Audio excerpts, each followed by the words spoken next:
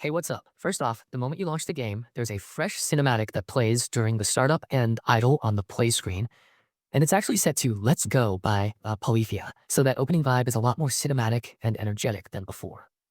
Beyond the flashy intro, the patch is really focused on cleaning up the foundations of the game. The systems that make combos, interrupts, and character interactions feel fair and predictable. The devs went in and tightened up hitbox interactions for assists and point characters, particularly in the mechanics people refer to as happy birthday combos. So those weird inconsistencies that would sometimes ruin a perfectly timed punish should be much less common now. This wasn't just a one-off change. Frame data across a broad chunk of the roster was adjusted so startup, active, and recovery states line up more consistently, which should make punishes and interrupts feel cleaner overall. A handful of champions got targeted modifications that aim to trim down extremes in the meta while leaving their core identity intact. Ekko and Yasuo both saw adjustments that pushed them away from some of the more oppressive interactions they were pulling off in neutral and scramble situations, and a few other characters received smaller, highly specific tweaks. Ahri got some tuning, Warwick lost a bit of health and had a few ability changes, and Caitlyn had bug fixes addressing unintended interactions. These changes are surgical rather than sweeping, designed to nudge matchups toward balance instead of flipping the script overnight. On the quality of life front, there are some neat additions. The Learning Hub picked up new progression-style missions that reward players for time spent in training and completing combo trials, and there are social touches like duo emotes that sync up animations when teammates trigger them together in the lobby. Also, alternate skins now persist through rematches, local versus unlocked behavior was tweaked, and rematch screens added a countdown to keep the flow between games feeling smooth rather than jarring. These small UX tweaks add up to a much more polished feeling when you're playing back-to-back.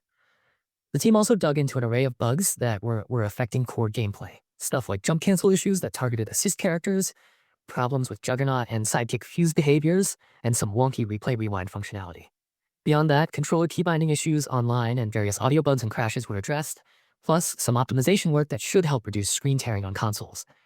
It's the kind of maintenance that might not make for highlight clips, but it's exactly what stabilizes your everyday sessions. A few of the early mega bundles are back in rotation, and the in-game shop has some limited time bundles to check out if you're into that. The patch notes mention a Snow Moon mega bundle, an Oriate mega bundle, and a Crime City mega bundle, each packing skins for some of the roster's fan favorites. It's not the main point of the update, but it's a nice cherry on top for anyone who cares about looks. Important to know if you were planning to jump online right away. Servers went into maintenance when the patch rolled out, and matchmaking was offline for the window while updates deployed. There was a scheduled downtime in the morning Pacific time on the release date, so if your client shows maintenance, you're looking at the expected behavior while the teams flip the switch.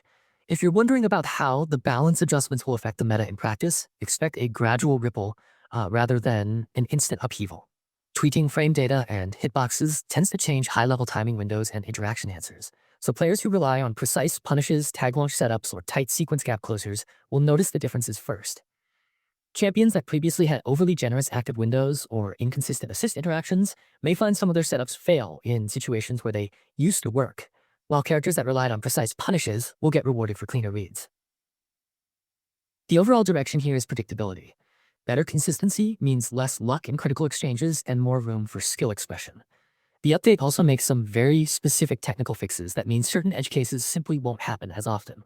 For example, tag launcher heights were standardized in situations where they used to vary, super and meter behaviors were corrected in a few scenarios, and parry break interactions were smoothed out so weird meter losses or unfriendly buffering won't surprise you mid-set.